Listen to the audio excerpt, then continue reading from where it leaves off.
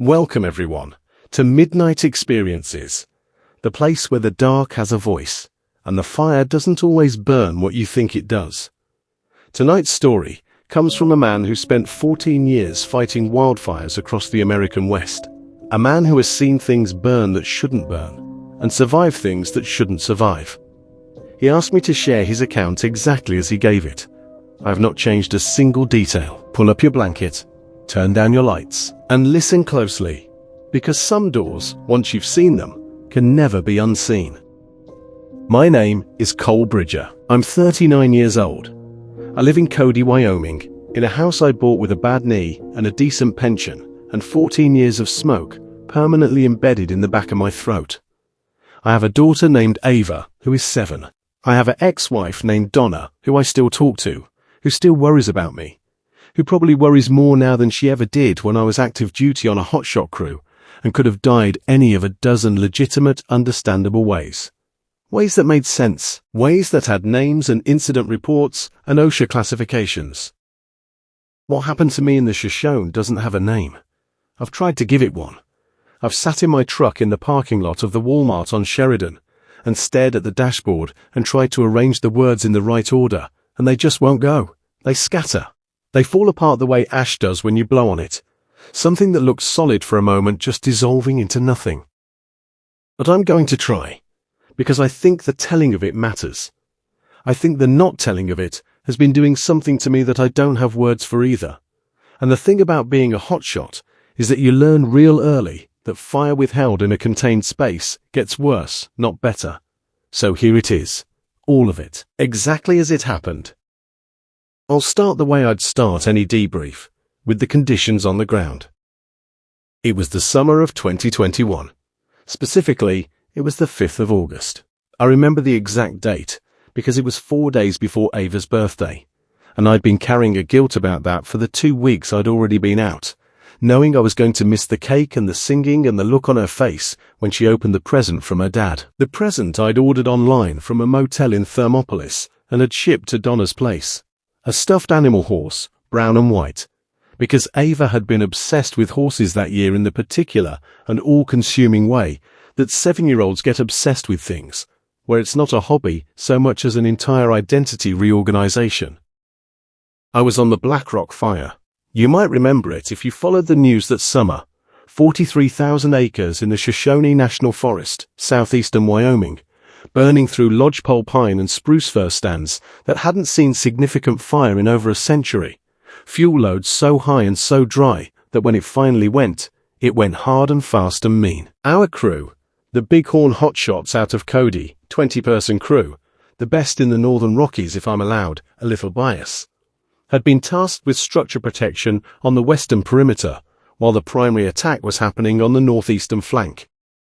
I need to explain, for people who don't know how wildfires work, what structure protection means on a fire of that scale. It means you're not fighting the fire. Not really. You're working the margins. You're building containment lines, cutting fire breaks, burning out sections of fuel ahead of the main front, so that when it arrives, there's nothing left for it to eat. You're running chainsaws through decades of standing timber, and dragging brush and laying hose, and watching the sky turn the color of a copper penny, and breathing air that tastes like the inside of a chimney. And you're doing all of this in Nomex gear in August, heat at altitude, and you're doing it for 16 hours at a stretch, and then you're sleeping in a spike camp that smells like diesel and sweat, and going out and doing it again. I loved it. I want to say that clearly. I know what's coming, and I know how this story ends, and I want it on record that I loved that work. Loved it the way you love something that's trying to kill you, completely and without reservation, and with a clarity that normal life doesn't really offer. Our crew superintendent was a woman named Janelle Pacheco, 12 years in, and she ran the tightest crew in the district. Our squad boss, my direct lead, was a guy called Marcus Hepp, former Army. Quiet in the way that men who've seen real things get quiet, which is to say, not silent, but deliberate. Every word Marcus said meant something. He didn't produce speech the way some people do, like it was just a thing their mouths did while their brain was elsewhere. Marcus meant it, all of it. On the morning of August 5th, We'd been staged at a secondary spike camp on the western edge of the fire perimeter, up a Forest Service road about 11 miles from the main operations base. The fire had crested a ridge 2 days prior and then unexpectedly stalled. High-pressure systems sitting over the region, winds near zero, humidity ticking up slightly. The fire was still active, but it had lost its momentum, and the morning briefing that day had a different quality than the previous weeks. Less urgency, more procedure. We were in mop-up territory now, or approaching it. The primary attack was winding down. The question now was about the burn scar, what the fire had left behind, what needed to be rehabilitated, what structures in the scar needed assessment. That assessment is where I come in. At approximately 8 in the morning on August 5th, Janelle pulled me and 2 other crew members, a kid named Dex Calloway, 24, first season on the crew, eager the way young people get eager when they're good at something and they know it, and a woman named Patricia Okafor, 6 years on the crew, steady and precise, and the kind of person you want beside you in any situation with a high coefficient of unexpected, and told us we were doing structure assessment in a section of the burn scar about 4 miles northeast of our position. There was a cluster of recreational structures in that section, older ones off the main trail system, the kind of thing that accumulates in the deep backcountry over a century of informal use. A couple of hunting shelters, the remnants of a trapper's line cabin, a few outbuilding structures whose purpose wasn't entirely clear even before the fire got to them. The Forest Service wanted to know what was left, what needed removal, what hazards were present. Standard work. The kind of thing you do dozens of times on a big fire. We loaded into one of the crew trucks, a 19 Ford F-250 that had 47,000 miles on it, and a crack running through the passenger side of the windshield that nobody had gotten around to fixing, and drove the Forest Service road as far northeast as it went, which was about 2.5 miles, and then we left the truck at a turnout and hiked the rest of the way in on foot. The burn scar on that side of the fire was total. I mean that precisely, not catastrophic, not severe, not near total, but total. There was nothing living. The lodgepole stands that had been one of the defining features of that landscape, trees that had stood for 80, 90, 100 years, were columns of black carbon now. Some of them still stood. Most had fallen, and the fallen ones lay across each other in patterns that reminded me, as burn scar always does, of a mass casualty site. Bodies at angles that suggested they'd been running when they fell, or reaching, or falling backward in surprise. The ground between them was black and gray, the ash still holding the shape of the duff layer and the needle bed that had been there before the fire, so that you could see the texture of what had existed, the ghost of the forest floor, rendered now in ash. I've walked through burn scars my whole career. They don't disturb me the way they disturb civilians. But I want to describe this one accurately because it had a quality I'd noticed in the 2 previous days of working near it, a quality I hadn't been able to name and that I want to try to name now because I think it matters. It was too quiet. I know how that sounds. Burn scars are quiet. That's normal. The birds are gone. The small animals are either dead or evacuated. The wind doesn't move through the standing snags the way it does through living trees. Silence in a burn scar is expected. But this was a different order of silence. It wasn't the absence of sound. It was the presence of something that was eating sound. The crunch of our boots in the ash, and burned forest ash is one of the loudest surfaces you'll walk on. It compresses and pops and shifts under your weight in a way that's almost conversational. It was muffled here, dampened, as if the air itself had changed its acoustic properties. I mentioned it to Patricia as we walked. She looked at me sideways and then looked back at the scar ahead of us and said, "Yeah, I noticed." And then she didn't say anything else about it, and I didn't either, and we walked. We found the first structure at about 9:45 in the morning, or what was left of it. One of the hunting shelters, a simple 4-post frame construction with a corrugated metal roof. The kind of thing you bolt together over a weekend, and that's meant to keep rain off a camp rather than provide any real structural integrity, had been reduced to its metal frame. The posts were still standing, and probably, but blackened to their cores, and the metal roof had collapsed inward in a heap of warped sheeting. I photographed it, noted the GPS coordinates, filled out the assessment form on my tablet. Nothing unusual, nothing unexpected. We found the second structure around 10:30, the line cabin, or what had been the line cabin. This was an older structure, maybe late 1800s or early 1900s, the kind of low-slung log construction that old-time trappers and Forest Service rangers used to winter in. It had been deteriorating before the fire, and the fire had finished the job thoroughly. The roof was gone. The walls had collapsed inward. The only thing still standing was the stone chimney, and even that had lost its top 3 feet. I photographed it, took my notes. GPS coordinates. We moved on. The day was clear. Not hot, for August. We were above 8,000 feet, and there was a pleasant quality to the air that the ash content didn't fully negate. We brought water and food, though the food was the standard field ration, which I have always eaten and never enjoyed. Patricia had brought actual granola bars, the good kind, and shared them without being asked, which is the mark of a genuine professional. Dex was talking too much, the way young people do when they're slightly uncomfortable. That specific overcompensation where you fill silence with words because silence feels like a threat. And I remember being that way and having no memory of it leaving me. Just one day it was gone, and I didn't miss it. At 11:17, I know the time because I checked my watch 5 minutes prior and noted it, as I do habitually. It's a hotshot thing. You timestamp your day because on a fire, the time of day is information. We crested a low ridge of burned terrain and came down the other side into a section of the burn scar that was slightly lower in elevation, a shallow bowl or depression in the landscape. And that's where I saw it. The door. I want to slow down here. I want to go back into that moment because the description of it matters enormously, and I don't want to get it wrong. I've reconstructed it many times in the 2 years since, lying in bed, staring at the ceiling, trying to remember the exact sequence of sensory information and the exact sequence of thoughts. And I want to get as close to the truth of it as I can.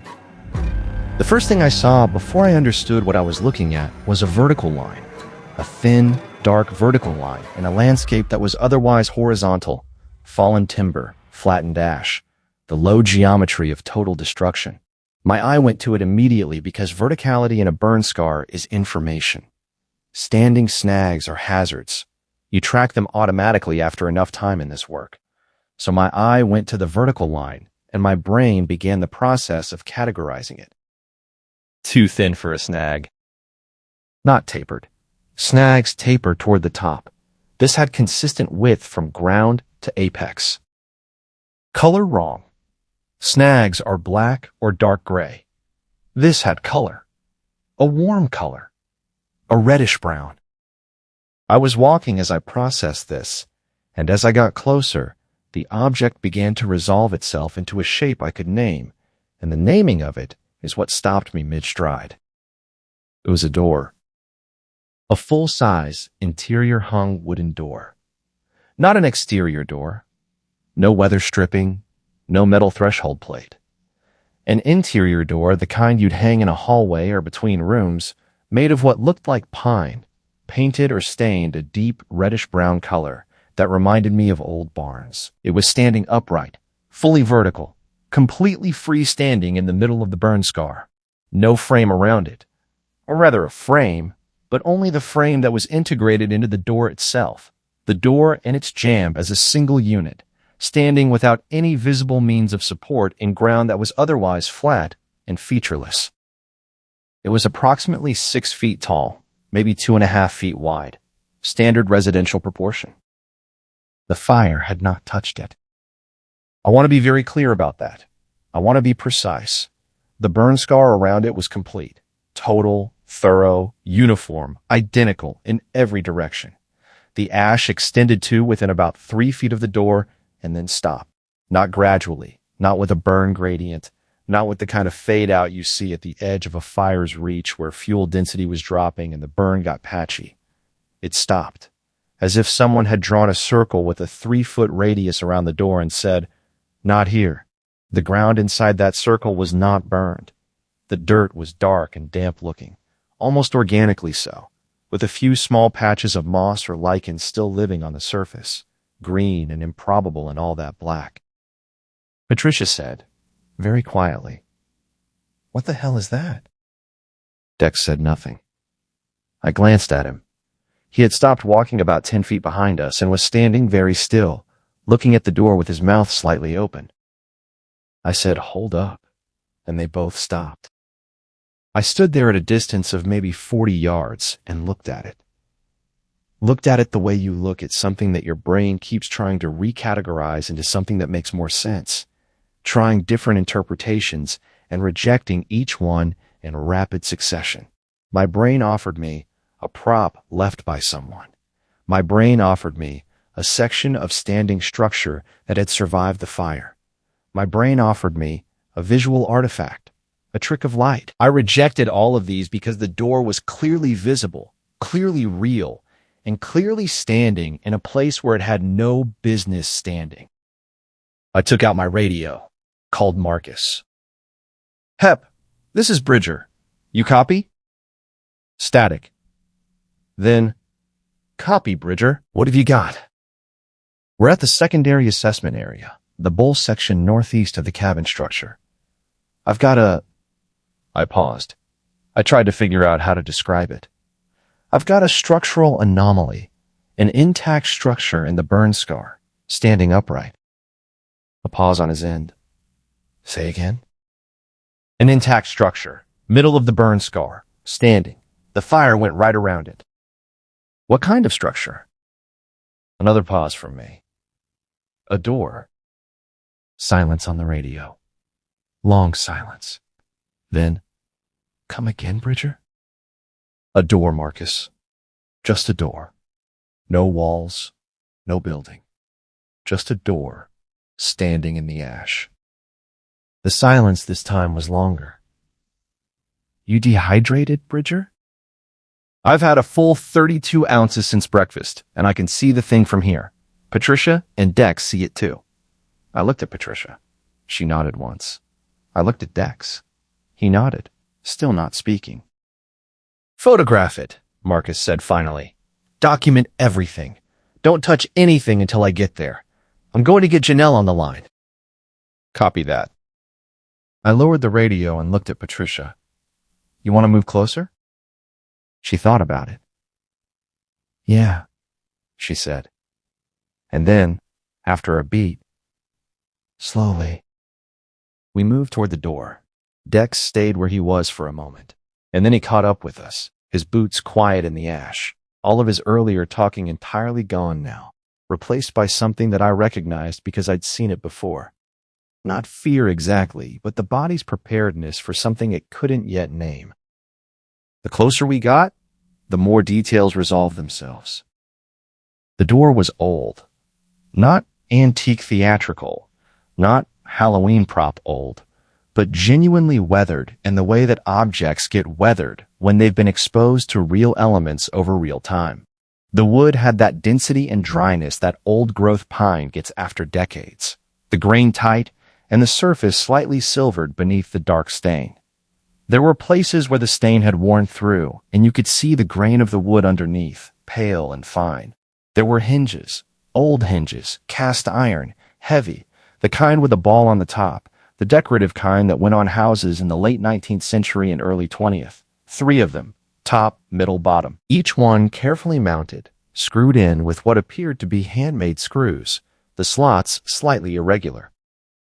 There was a doorknob, cast iron as well, round, worn smooth where hands had gripped it over decades. The plate behind it was backset mounted, hand-finished. And there was a padlock. On the inside, I want to be precise again.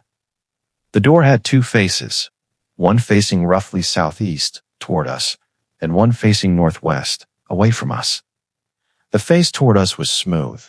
No hardware except the doorknob plate and a small mortise plate around the lock opening. The face away from us, and I'm describing this from what we could see by walking around to the back side of it, had a hasp mounted to it, heavy steel, old, but not rusted, and through the hasp was a padlock, a heavy padlock, brass-bodied, perhaps 2 inches across, with a shackle that was closed and locked. The padlock was on the back, the inside, the side facing away from us. Patricia said, very quietly. "It's locked from the inside." I said, "Yeah."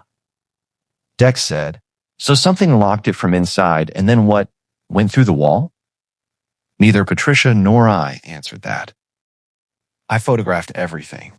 I used my GPS to mark the location, coordinates I'm going to keep to myself, for reasons I'll explain, and I documented as methodically as I could, which was not as methodically as I usually document things, because my hands had developed a slight tremor that I want to attribute to low blood sugar, and am unable to fully commit to that explanation. The door was freestanding. I determined this by walking entirely around it and confirming that there was no buried support structure, no stake, no post in the ground behind or beneath it. The door and its jamb appeared to be standing on their own weight, in the same way a framed picture can lean against something, except there was nothing to lean against, and the door was perfectly vertical, not canted, not propped. Vertical. As if gravity had agreed to participate in whatever this was. The wood showed no fire damage. I got down close to the lower 6 inches, where the thermal gradient is highest in a ground-level fire, and examined the base of the door and the jamb. No char, no heat blistering of the old stain, no smoke deposit. The wood was as untouched as if it had been standing in a workshop. The circle of unburned ground extended approximately 3 feet in all directions from the edge of the jamb. Within that circle, the ground was dark and slightly soft-looking, with the moss and lichen patches I'd noted from a distance. And also, now that I was close enough to see it properly, something else.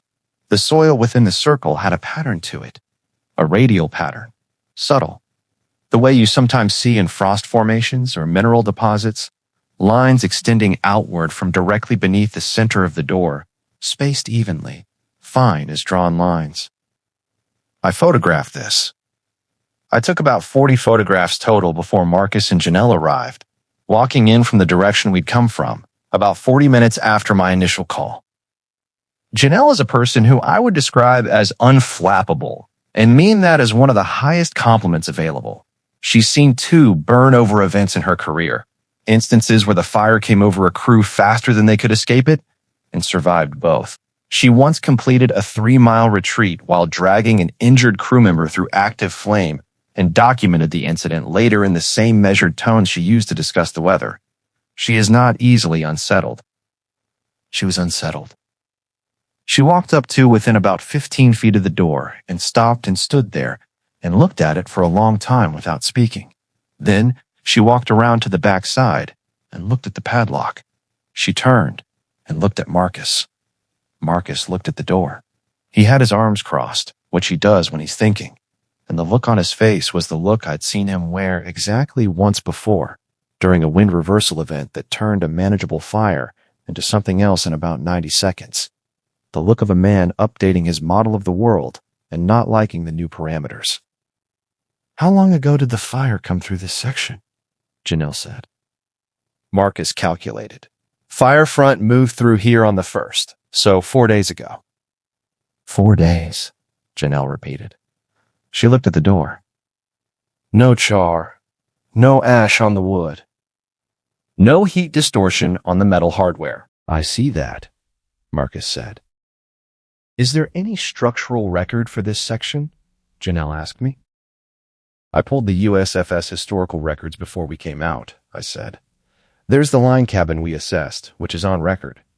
There are 2 informal hunting shelters that are on record as approximate locations. Nothing else. No structures at this grid reference. No road access, no trail access. That predates the fire by less than, I checked my tablet, 60 years at minimum."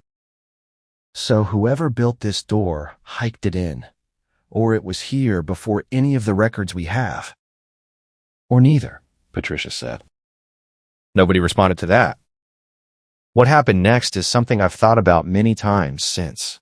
I've thought about what I should have done, which is to say, I've thought about what would have happened if I'd done what I was about to do, which was reach out and touch the door, specifically reach out and grip the doorknob. And I've thought about whether the fact that I didn't is coincidence or something I was steered toward, whether it was luck or whether something intervened. What happened is that Janelle put her hand on my arm. Not grabbing, not urgent. Just placed it there, just as I'd stepped forward toward the door and extended my hand. She said, "Don't touch it yet." I stopped, looked at her. "We're going to follow protocol on this," she said. "This is an unusual find in a burn scar. We photograph it, we document it, we report it, and we wait for guidance. That's the protocol." "It's a door, Janelle," Dex said from behind us. He said it lightly, like he was trying to break the tension. "It's not like it's a structure in a fire zone in a national forest with no record of existing," Janelle said, and her voice was quiet and final in the way that her voice got when she was done discussing something. "We don't know what it is, so we don't touch it. We document and we report." "Report to who?" Marcus asked. "Forest Service. I'll reach out to the district ranger, and I want to ask Teresa about this section." Teresa Winsong. The name surprised me. I knew Teresa by reputation, and Marcus knew her personally. She was a cultural resource specialist contracted to the Forest Service, and she was Shoshone. Her specific work was assessing cultural and heritage resources in and around the national forest, determining whether sites had significance to the Eastern Shoshone or Bannock peoples, whether they needed protection, whether development or management activities were likely to disturb them. She was, by all accounts, a quiet and methodical person who knew the Shoshone backcountry like the inside of her own mind. I thought about the question Janelle was implying, whether this site, this door, was a cultural resource. I thought about the padlock on the inside and tried to figure out how that fit into any framework I had for cultural resources, and could not. We left the door and hiked back to the truck. Janelle spent most of the hike on the satellite phone. I listened to the one-sided conversations, the district ranger, who sounded confused and slightly skeptical, a forest archaeologist who sounded curious, and finally Teresa, to whom Janelle spoke in short, careful sentences, and who apparently said something that made Janelle stop walking for a full 30 seconds without speaking. When Janelle resumed walking, her face was different. The unflappable surface was still there, but something under it had shifted. I didn't ask. You don't push Janelle. But Marcus caught my eye and gave me a look that said he'd noticed it too. We got back to the truck at around 2 in the afternoon. I drank some water and ate the last of the field ration, which tasted like compressed cardboard with a salt additive, and which I ate entirely because I needed the calories, not because I wanted them. The sky had changed while we were out. Not dramatically, but the high, clear blue of the morning had taken on a slight haze, the kind you get when distant smoke is aloft at altitude, even when the local fire activity is low. The light was brass-colored. It made the standing black snags on the surrounding ridgelines look like a line of writing in a language I didn't know. Janelle gathered us and delivered a debrief that was clipped and informational, and that I recognized withheld several things. The door was to be added to the structural assessment report. We were not to return to its location without explicit authorization. This section of the burn scar was being flagged for cultural resource review, which was standard when any potentially significant site was encountered in a national forest. Teresa Winsong would come out to the site within the next 2 days to conduct an initial assessment. Until that assessment was complete, the site was off limits to crew personnel. We were going back to Spike Camp. That was it. Any questions? Dex had questions. About 5 of them, each one reasonable. What did Teresa say? What's the cultural resource angle? How does a door stand up with no support? Why is the padlock on the inside? Janelle answered each one with the same phrase. That's what the assessment will determine. Which is not an answer. Which everyone understood to be not an answer. Which meant we were done asking. That night, at Spike Camp, I couldn't sleep. This is not unusual for me in the field. Sleep on a fire assignment is always provisional, always conditional on whether the fire decides to become interesting again. But this was a different quality of wakefulness. I lay in my sleeping bag in the wall tent and stared at the canvas above me and thought about the door. Thought about the fire that had burned 43,000 acres and gone around it. Thought about the padlock on the inside. Thought about the pattern in the soil, those radial lines extending outward from beneath it, and thought about the temperature. Here's what I didn't mention earlier, because I was working through the account chronologically, and I didn't want to front-load it with something I didn't immediately understand. When we were standing close to the door, within 10 feet or so, it was cold. Not cold in the way that you sometimes feel cold spots in old buildings, not cold in the theatrical sense. Cold in a precise, physical, measurable sense. Ambient temperature on that day was in the low 70s. Within the circle of unburned ground, within the radius around the door, the temperature was substantially lower. I'd estimate mid-40s, maybe lower. You could feel it the moment you stepped into the radius. A curtain of cold, invisible, that had nothing to do with shade or airflow. I hadn't said anything about it at the time. I'd noted it, filed it, and moved on, because that's what you do in the field. You note anomalies, and you keep working. But lying in the tent that night, I kept coming back to it. Mid-August, Wyoming. A burn scar absorbing heat, and a pocket of 40-degree air around a door with no building. I finally fell asleep sometime after midnight. My last conscious thought, strange and unasked for, was the fire didn't go around it. The fire went away from it. Those are different things. I know the difference. I've spent 14 years watching fire behave. Fire goes around obstacles when the fuel load drops, when the terrain channels it elsewhere, when the wind redirects it.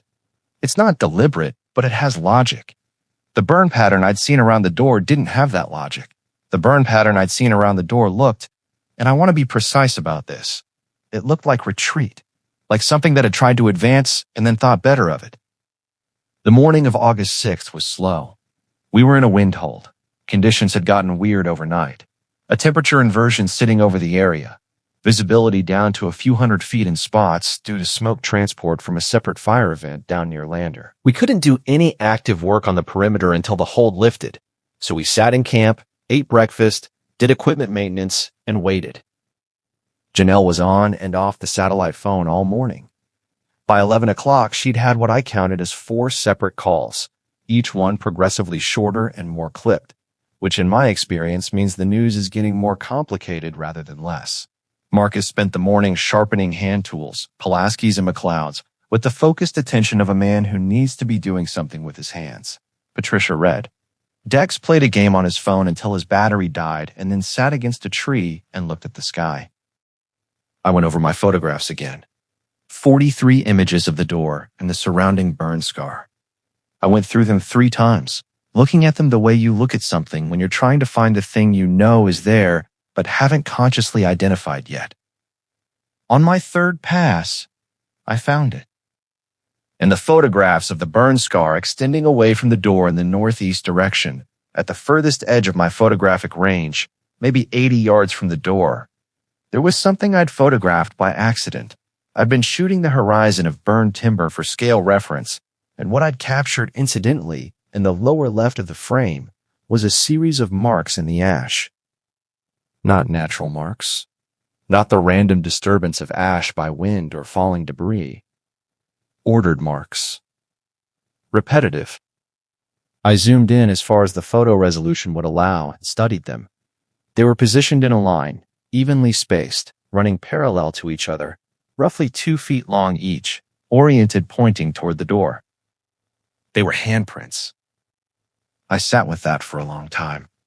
Someone or something had been moving through the burn scar on hands and knees, crawling, hands pressing into the ash with the weight and posture of someone pulling themselves forward, moving toward the door. And the burn scar had been cold under those hands, which meant they'd been there after the fire, not before or during. Because if you're moving through ash, you disturb the surface layer, and the marks show you the temperature gradient of what's underneath. And these marks were in cold ash, not in the gray over black that hot ash shows when it's disturbed. Something had been crawling toward the door after the fire. And I sat with this interpretation for a long time before I allowed it in. Something had been crawling away from the door, moving northeast, away from it. But no, that didn't work with the geometry. The handprints pointed toward the door. Whatever made them was approaching. At 12:40 in the afternoon, Teresa Winsong arrived at Spike Camp. I'd expected someone older, I think, because her reputation had the weight of years behind it. But she was probably my age, maybe a couple years older. She arrived in a Forest Service truck alone, and she brought with her a field bag and a quietness about her that was different from Marcus's quietness. Marcus was quiet because he was processing. Teresa was quiet because she was listening to something the rest of us weren't. She spent about 20 minutes with Janelle in the command area, both of them speaking in low voices over a printed topo map. I watched from a distance. At one point, Teresa put her finger on the map and said something that made Janelle look up at her with an expression I couldn't read from where I sat. Then, Teresa took a black marker and drew something on the map. A circle, small and precise, around what I assumed was the location of the door. She came over to where I was sitting after that. Didn't introduce herself. Just sat down next to me in the folding chair that Dex had vacated and looked at me with dark eyes and said, "You were the one who found it." "Me and my squad members, yes." She nodded. "What did you feel when you were near it?" I considered how to answer that honestly. "Cold," I said. "It was substantially colder near the door, and quiet. The whole burn scar had that quality, but it was more pronounced near the door. And," I paused. "And?" she said. "A kind of weight," I said. "Like pressure. Like standing near a large speaker when it's producing a frequency that's below the range of your hearing. You don't hear it, but your body registers it." She was quiet for a moment. Then she said, "The door.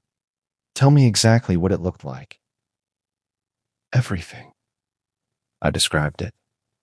She listened without interrupting, without taking notes.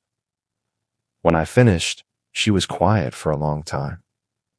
Then she said, "The padlock." "On the inside?" "Yes." "Old padlock?" "Heavy brass body. Looked old. No surface rust. The markings on the hasp. Did you photograph them?" I scrolled through my photographs. Found the image of the back of the door, the hasp, the padlock. Looked at it closely for the first time, really closely, and saw what she was referring to and felt my skin shift on my arms. The hasp, the hinged metal loop that the padlock passed through, had markings on it, small, incised into the metal, running along the flat surface of the hasp in a line. Not letters, not numbers, symbols.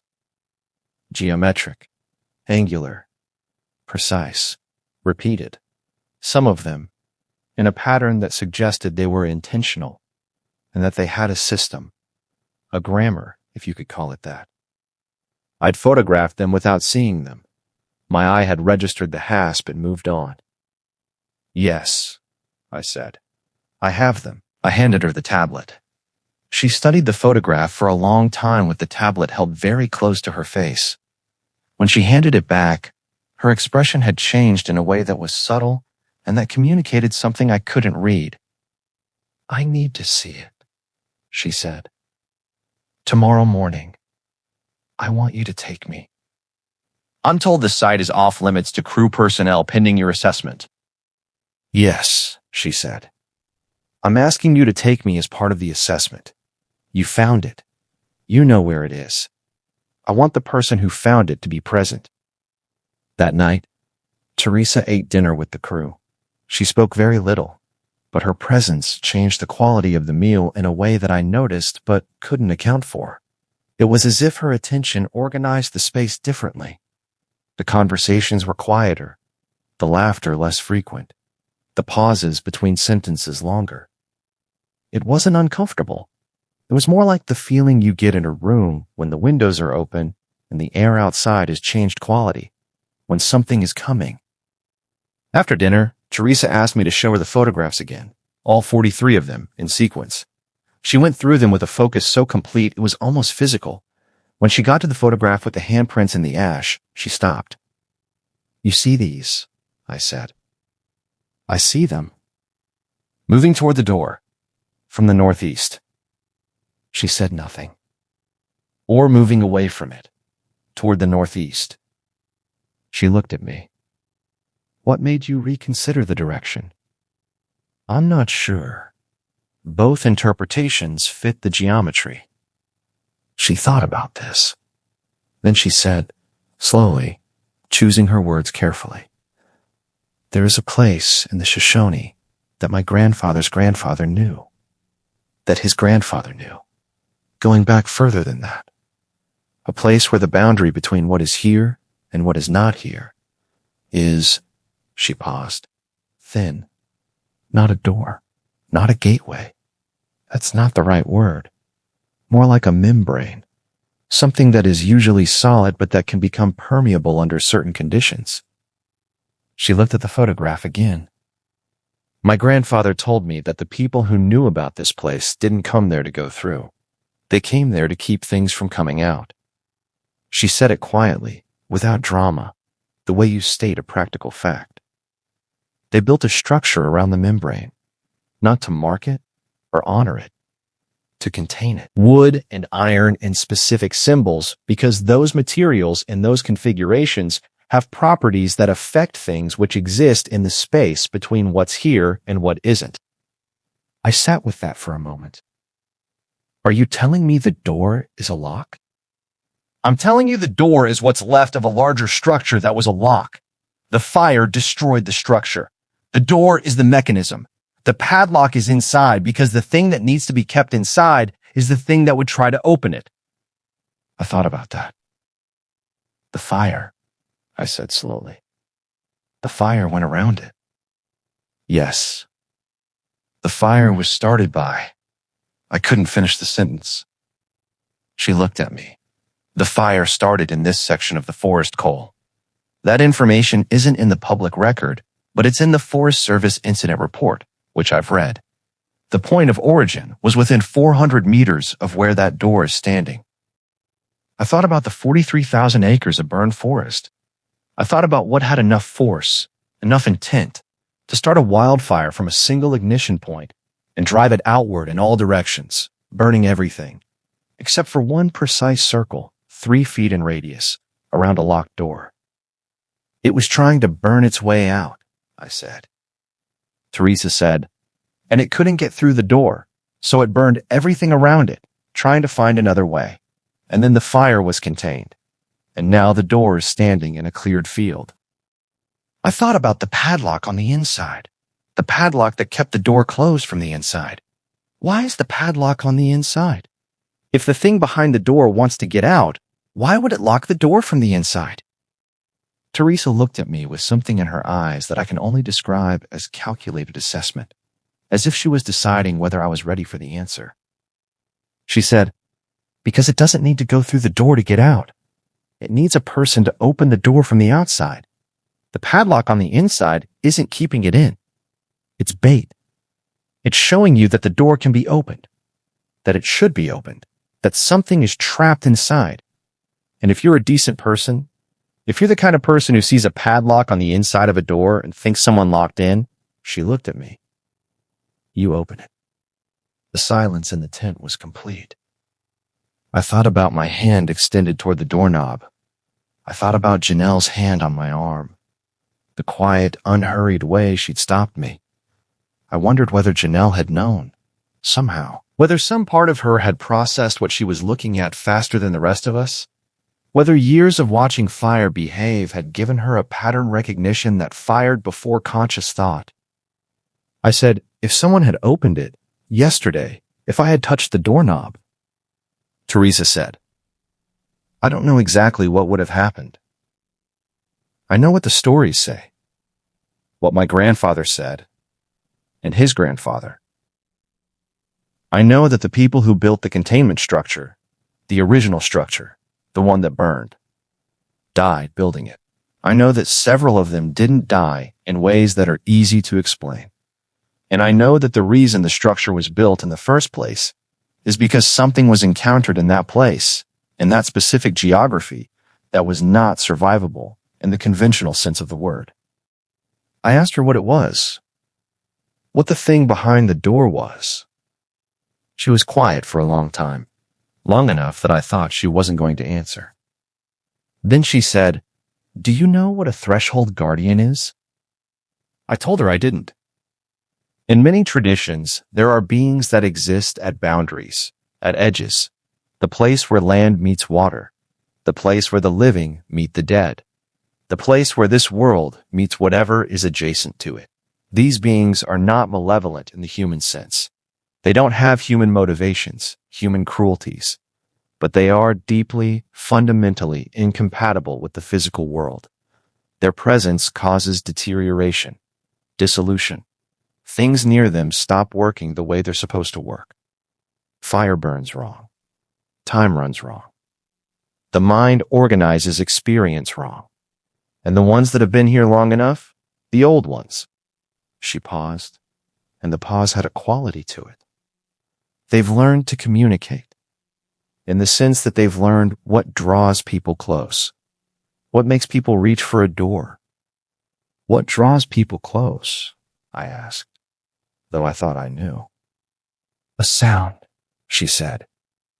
A sound that is just below the threshold of hearing, a frequency your body registers as distress, as something that needs help, something that is suffering and needs to be released. I thought about the pressure I'd felt standing near the door, like a sub-bass frequency, like something beneath the threshold. I didn't hear anything, I said. You weren't there long enough, she said, or your crew moved away fast enough, or, she paused, someone intervened. She looked at me steadily. I've been watching this area for 3 years. Since the fire risk analysis showed anomalous ignition probability originating from this section, I asked for monitoring. I was told there was no budget, and then the fire happened, and here we are. I asked her what we were going to do tomorrow, what the plan was when we went to the door. She reached into her field bag and brought out a cloth pouch, the kind of soft cotton drawstring bag you might put jewelry in, and she held it in her hands for a moment before speaking. I'm going to conduct an assessment, she said. I'm going to determine the condition of the containment mechanism, the door, the hardware, the symbols on the hasp. I'm going to determine whether the mechanism is still functional, and if it is, I'm going to reinforce it, physically and in other ways. And if it isn't functional? She looked at me. Then we have a more complicated problem. I didn't sleep again that night, not even close. I lay in my sleeping bag and listened to the fire camp around me. Generators cycling on and off, distant radio chatter, the occasional voice of someone doing a perimeter check. And I thought about thresholds, about the things that exist at edges, about the fact that the Shoshone National Forest covered almost 2.5 million acres, most of it backcountry, most of it unmapped, at the resolution that would show you something like what was out there in the burn scar, about how many other places might have structures around them that nobody knew the purpose of, old structures, stone circles and cairns and log arrangements that archaeologists categorized as hunting blinds or camp markers because there was no other category available. About how many fires in the American West started for no discernible reason in remote sections of wilderness and burned outward in patterns that were later described as consistent with natural ignition from lightning or embers, because there was no other category available for that either.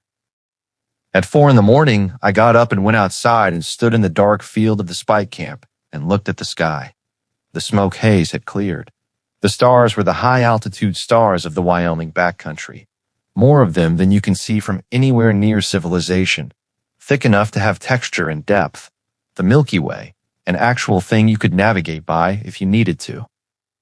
I thought about Ava and her stuffed horse. I thought about Donna and the way she still worries. I thought about 14 years of fire and the way fire has its own logic, its own language that you learn to read after you've been around it long enough. And I thought about a door standing in 43,000 acres of ash with the padlock on the inside, and something behind it that had been there long enough to learn how to communicate in a frequency below human hearing. And I thought, What does it feel like to have been behind that door long enough to know what draws people close? That thought was the one I couldn't put down. It followed me back into the tent.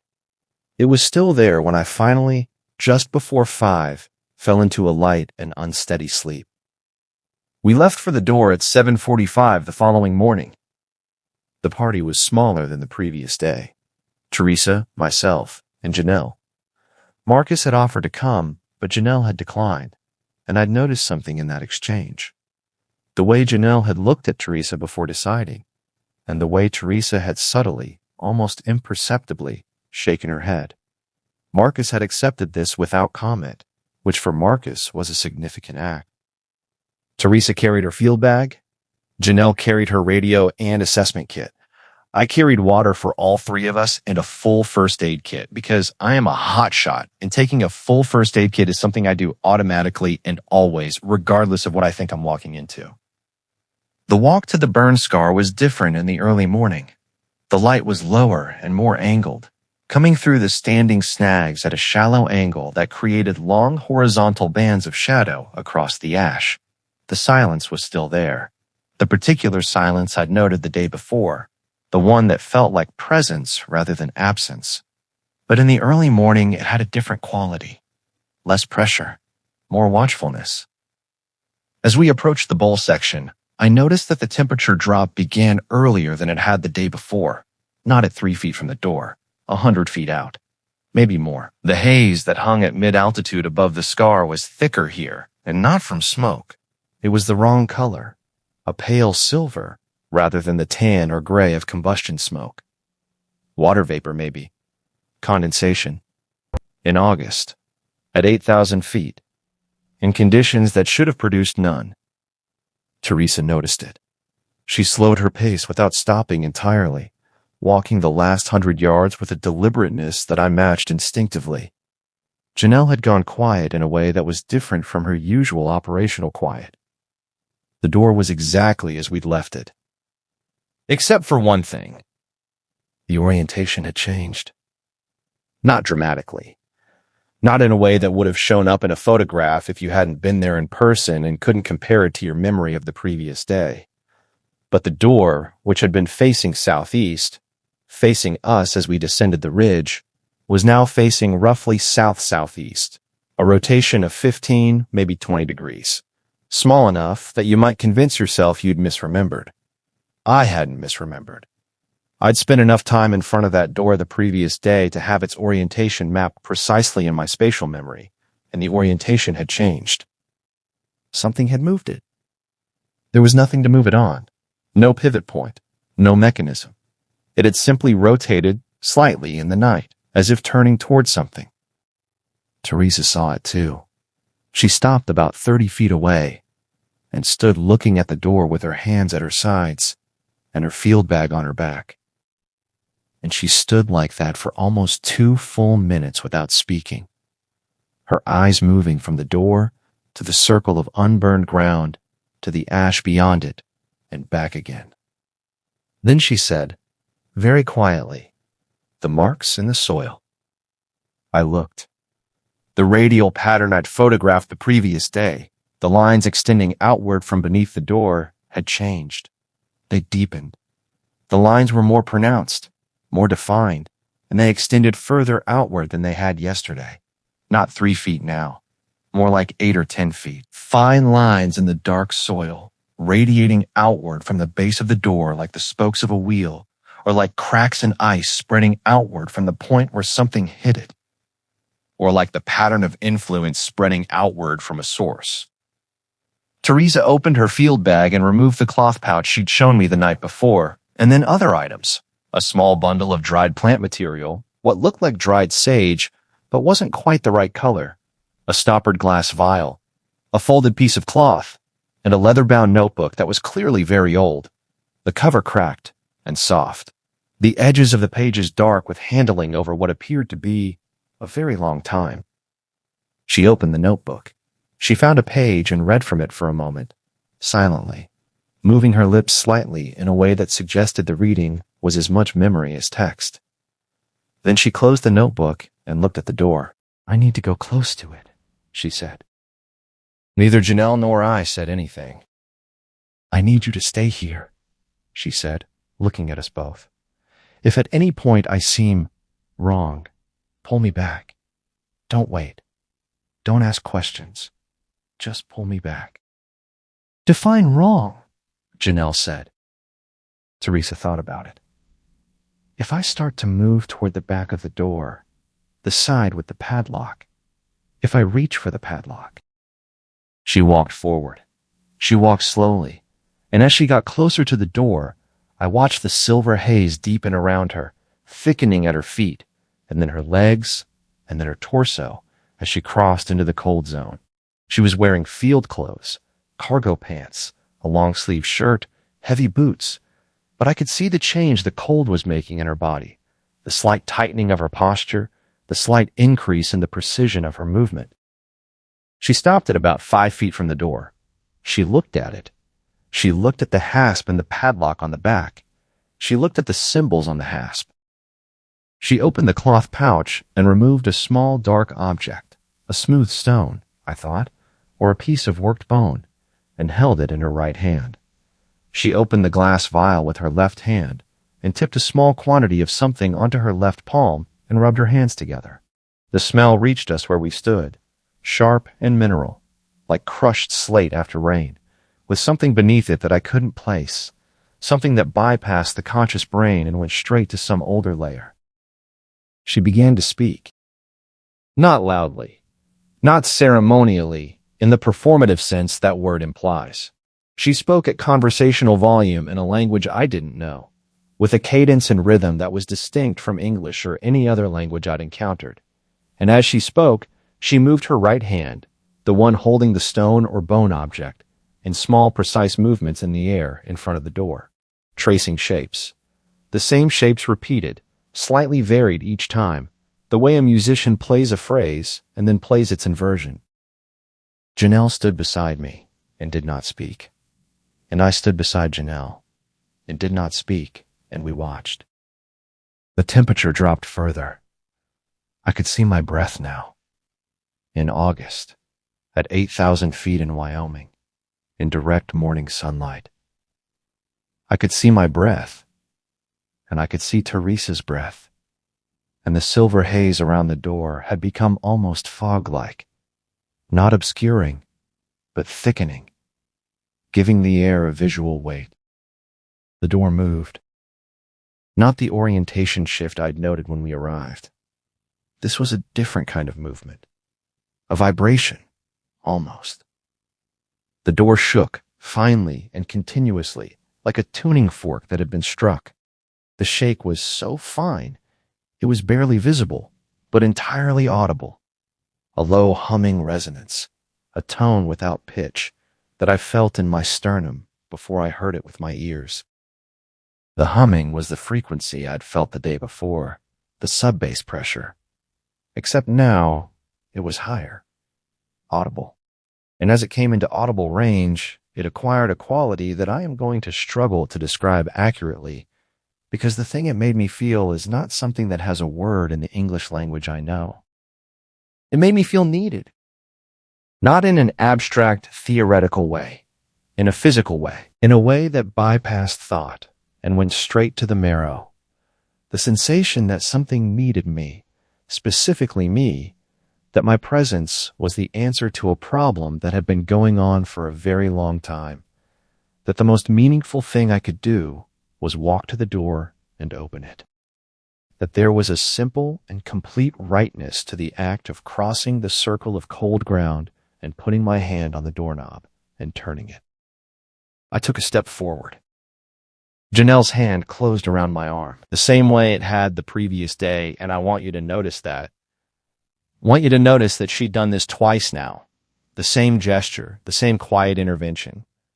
Without urgency, without drama. Because Janelle is not a dramatic person. And because she'd apparently decided at some point in the previous 48 hours that keeping me away from that door was part of her job. Her grip was firm. Not painful. Just final. I stopped. I looked at her. She was looking at the door, Don't, she said. Just that. I stepped back. The feeling diminished as I stepped back, slowly, like a radio signal breaking up as you drive away from the tower. By the time I was back where I'd started, it was gone. Not lingering, not fading. Gone like it had never been. Which somehow made it worse, because something that disappears that cleanly when you remove yourself from proximity to, it wasn't a feeling. It was a transmission. Teresa was still speaking, still moving her hand, and now she was doing something else. She was working her way slowly around the perimeter of the unburned circle, not entering it, staying just at its edge, continuing to speak, continuing the hand movements, and as she moved, I could see something happening to the radial lines in the soil. The lines that had been deepening and extending were retreating, becoming shallower, contracting back toward the base of the door. The fog-like haze was thinning. She completed the circuit. She stopped at the point nearest the back of the door, the side with the padlock, and she spoke 3 phrases in a different cadence, slower, more deliberate, and then she was quiet. The humming stopped. The cold didn't go away entirely, but it receded to approximately the degree it had been when we'd first encountered the door the previous day, a contained cold, local to the immediate vicinity of the door, not spreading outward. Teresa stood for a moment with her head bowed and her hands at her sides. Then she turned and walked back to us, and I noticed that she was shaking, slightly controlled, suppressed, but shaking. The kind of shaking that comes from sustained extreme cold, or from a sustained expenditure of something that isn't quite physical. She took the water I offered her and drank half of it without pausing. Janelle said, "Did it work?" Teresa said, "For now, the mechanism is still functional. The wood, the hardware, the symbols on the hasp, they still hold. Whatever the fire was trying to do, it didn't compromise the core mechanism." She paused. But the fire cleared the protective structure, the walls, the roof, the secondary layers of containment. The door is exposed now. There's nothing around it. In an exposed mechanism, without the outer layers, without the buffer zone, it's weaker. What you both felt just now, that pull, that will increase over time. Anyone who comes to this location will feel it, and eventually someone will respond to it. Someone who doesn't know not to, I said. Or someone who knows and can't stop themselves, Teresa said. She looked at Janelle. This section of the forest needs to be closed, not for fire rehabilitation, permanently closed. The justification can be unstable terrain, wildfire hazard, cultural resource sensitivity. It doesn't matter what the official reason is. The access restriction needs to be permanent. Janelle said, "I'll make the recommendation. I can't guarantee the outcome." "I know," Teresa said. "I'll work the cultural resource angle through the tribal office. We have precedent for permanent closure on cultural sensitivity grounds. It's slower than I'd like, but it's real." She looked at the door one last time. The outer containment structure needs to be rebuilt properly. That work is going to take time and resources and people who know what they're doing. I'll start that process. But until it's done, the most important thing is the access restriction. She looked at me. "And you?" she said. "Me?" I said. "You found it," she said. "You know where it is. You have the photographs." She looked at me steadily. "What you do with that information is your choice. But I want you to understand the dimension of that choice." I understood it. I sat with the understanding of it for a long time, standing in that burn scar in the August heat, looking at a door that was not from this world, and was keeping something in it that was not from this world, and I made my choice. I deleted the GPS coordinates from my tablet, not the photographs. I kept those, for reasons I haven't fully articulated even to myself, and which I'll come to. But the coordinates, the specific locator data that would let someone navigate back to that exact spot. I deleted them in front of Teresa, and she watched me do it without commenting. We walked back through the burn scar in silence. The 3-mile walk was the longest I've taken in my professional life. longer in the interior sense of length than any fire line retreat I've been on, any emergency evacuation, any of the moments of acute physical fear that this work has generated over the years. Because those moments, however dangerous, had parameters. They had physics. They had a logic that was available to the human mind, even if the resolution of that logic was sometimes violent and final. This didn't. This was something that operated outside the parameters I'd spent my adult life developing fluency in. And the gap between what I knew and what this was felt like, the gap you sometimes feel at the edge of a drop-off in the dark, not the fall itself, but the awareness of what exists below the edge of your current footing. We got back to the truck, we drove to camp. I filed my assessment report with no mention of anything other than the structures we'd found, their condition, and their GPS locations. All of them, including the location of the door, listed as structural anomaly, status under review per cultural resource assessment, which is accurate as far as it goes. 2 weeks later, the section of the Shoshone was placed under permanent access restriction. The stated reason, in the Forest Service order, was a combination of cultural resource sensitivity and unstable terrain from the fire. I've read the order. I understand the language. I understand what it's protecting. Teresa contacted me in October. She sent me a brief text that said simply, "Outer structure work has begun." She didn't say more than that, and I didn't ask. I left the Bighorn Hotshots at the end of the 2021 season. My knee had been deteriorating for 2 years, and the off-season gave me the time to have the surgery I'd been putting off. And afterward, it was clear that the recovery was going to be the kind that doesn't end in a return to the work I'd been doing. I took a desk job with the Forest Service, coordinating resource assessments for the Northern District, which puts me in Cody, in my house with the adequate knee and the pension, and Ava every other week with her horse collection and her school drawings taped to the refrigerator. I'm good. I want to say that clearly. I'm not damaged, not in the way the word gets used when people tell these stories. I sleep fine most nights. I do my job. I take Ava to school, and I watch her run across the parking lot in the morning with the specific and inexhaustible delight of someone who has been running across parking lots for less than a decade and still finds it worth doing at full speed. But there are things that are different, small things, specific small things.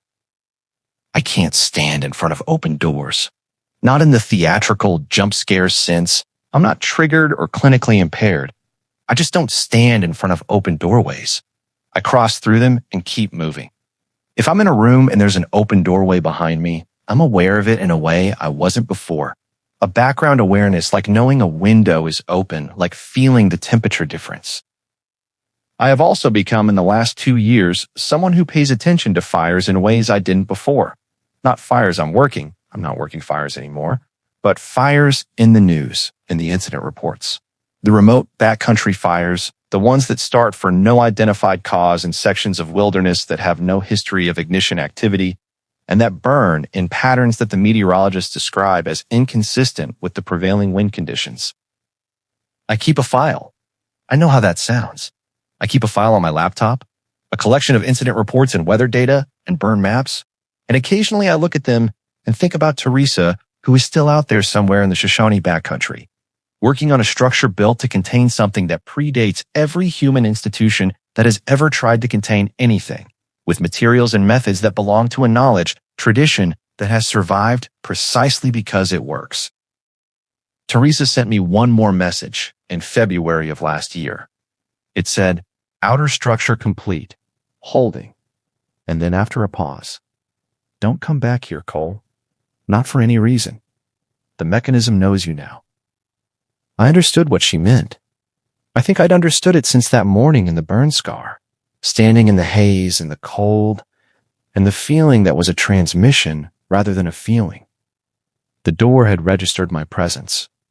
Whatever was behind it had registered my presence, had found the specific frequency that would resonate in me, had learned the pitch of my particular need to help, to respond, to not let something suffer unnecessarily. It knew me. In whatever sense that word applies to something that exists in the space between what is here and what isn't.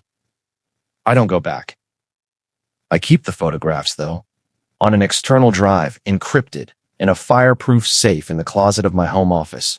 43 photographs. I've looked at them twice since returning from the fire. Both times I've looked for a long time at the image of the hasp, the padlock, the symbols incised into the metal, the symbols that Teresa spent that morning reading, and that I photographed without reading. I've thought about finding someone who could read them. I've decided not to. Some knowledge has a cost attached to it that isn't apparent until you're already paying. I've paid enough. I have Ava and the house and the adequate knee and 14 years of fire in the back of my throat. I have what I need. I have what I need, and I keep the photographs, and I don't look at the coordinates I deleted because I memorized them before I deleted them, because I'm a hotshot, and hotshots always know where they are, and I don't use them. I hold them the way you hold something fragile, the way you hold something that needs to be contained. And sometimes, in the nights when the wind is right and the season is dry, and somewhere in the distance, there is smoke above a mountain range, and the fire behavior analysts are scratching their heads at an ignition point that doesn't make sense. I think about a door standing in the ash, turning slowly in the night towards something I can't see. I think about what it knows, about how long it has been waiting, about how long it is willing to wait. And then I close the laptop. I check on Ava, asleep in her room with her horse collection ranked on the shelf. I stand at the window, away from the doorway, never in the doorway. And I look at the Wyoming dark, which is enormous and deep and full of things that have no names. And I think, not tonight. Whatever is out there in the dark, in the burn scar, in the space between what is here and what isn't. Not tonight. Some doors stay closed because we keep them closed. That's the only explanation I have, and I'm going to keep it.